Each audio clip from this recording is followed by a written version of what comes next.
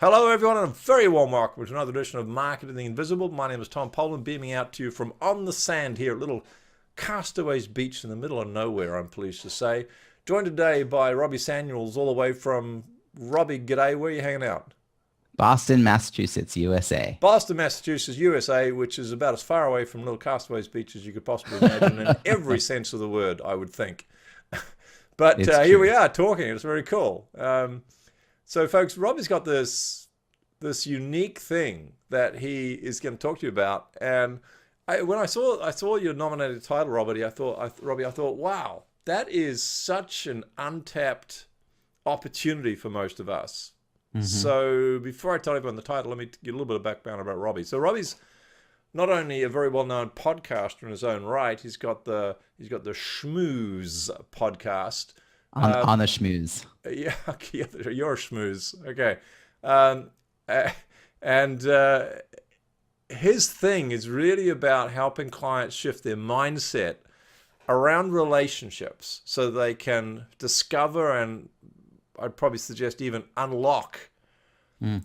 not just discover the sort of the latent connections, but to unlock the business opportunities that come from that, which is quite a skill in its own right. He's a published author. His work has been featured in Inc., Lifehacker, and the best-selling book Croissants versus Bagels: Strategic, Effective, and Inclusive Networking at Conferences. And so that's kind of the subject of our interview today: is how to make the most out of conferences. And we're going to do that in less than 7 minutes. Robbie, your feet were held to the fire for the next 7 minutes. Your time starts now. Let's go. Who's your ideal client? That's question number one.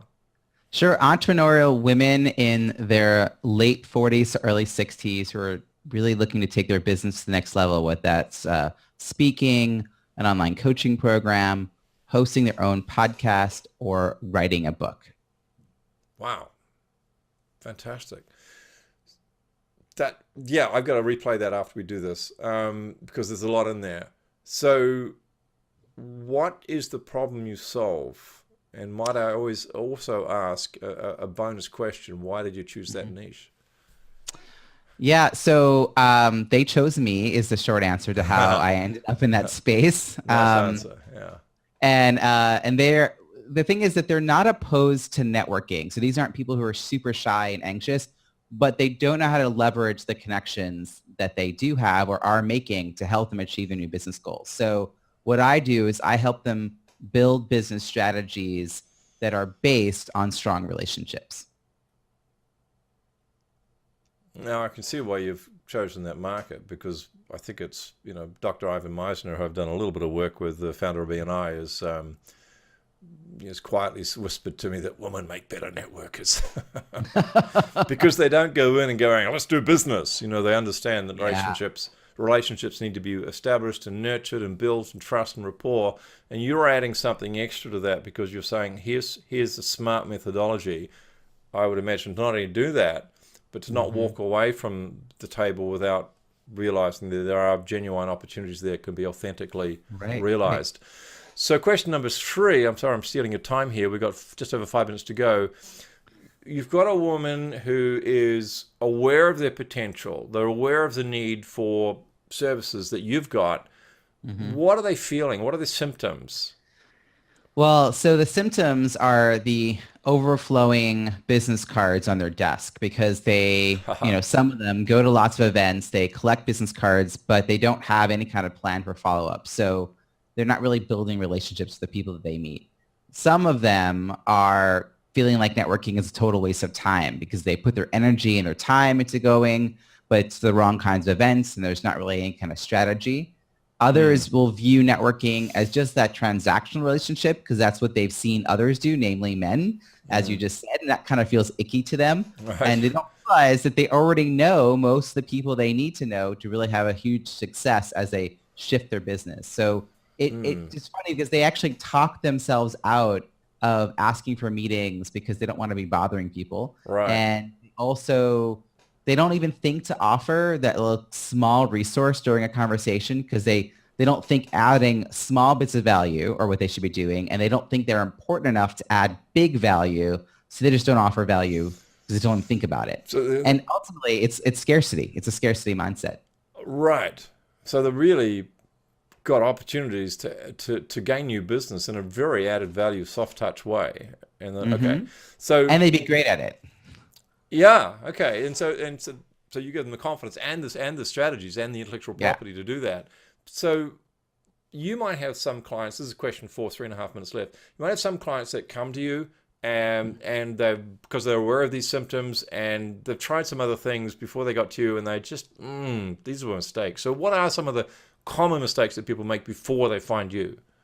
So if they're more extroverted and they get their energy from being around people, then they're likely still going to lots and lots of networking events, but they feel like they're on that hamster wheel. And they're either not meeting the right kind of people or they are, but they're not adding value. So they're not really building those relationships. If they're more introverted and get energy from being home alone, they just avoid networking events like it's a play.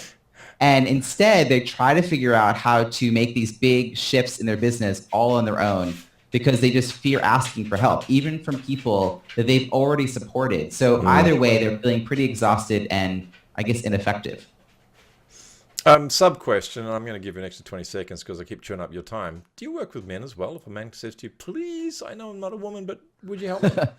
One-on-one I will, but I have a program called the More Program for Entrepreneurial Women, which is for money, opportunities, referrals, and engagement. So that is a group of 4 women. It's a cohort for 90 days. So those are specifically for women, but one-on-one I do have men. Love it. All right, thank you. 2 minutes less plus your bonus time. What's one value, to question 5, what is one valuable free action that an audience member could implement, whether they work with you or not, that will take them one step closer towards solving the problem, even though it may not solve the whole darn thing? Yeah, well, there's one thing that I assign those clients is these 2 touch points a week. So this is the idea that it could be, touch point could be like a follow-up conversation, a coffee chat, a virtual get to know you, call. It could be sharing a resource, but just any small effort to connect or reconnect with 2 people in their network. And at first, these are actually scheduled. These are 15-minute time slots that are on their calendar twice a week to make sure they actually do think about this. Like who can they add value to?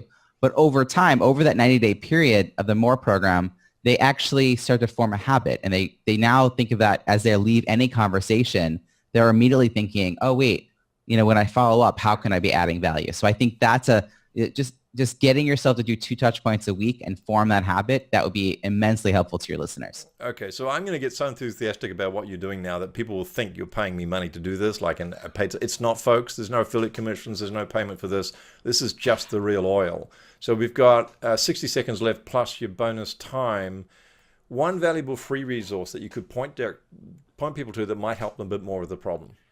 Well, so I wrote that book, Croissants versus Bagels, right? It's focused on strategic, effective, and inclusive networking at conferences because I think that's an area that many professionals and entrepreneurs spend a lot of money, time, and effort, but not necessarily see anything out of it. Yep. So while that book goes into great detail, I've actually given all my best 10 tips. It's 10 tips for conference connections. It's a 3-page PDF. And it's available to your listeners at robbiesamuels.com/MTI. So they could read it, they could share it. It's great little info. Brilliant. Thank you very much. Dedicated landing page just for MTI listeners. Thanks for checking out our Marketing the Invisible podcast. If you like what we're doing here, please head over to iTunes to subscribe, rate us, and leave us a review. It's very much appreciated. And if you want to generate 5 fresh leads in just 5 hours, then check out www.5hourchallenge.com.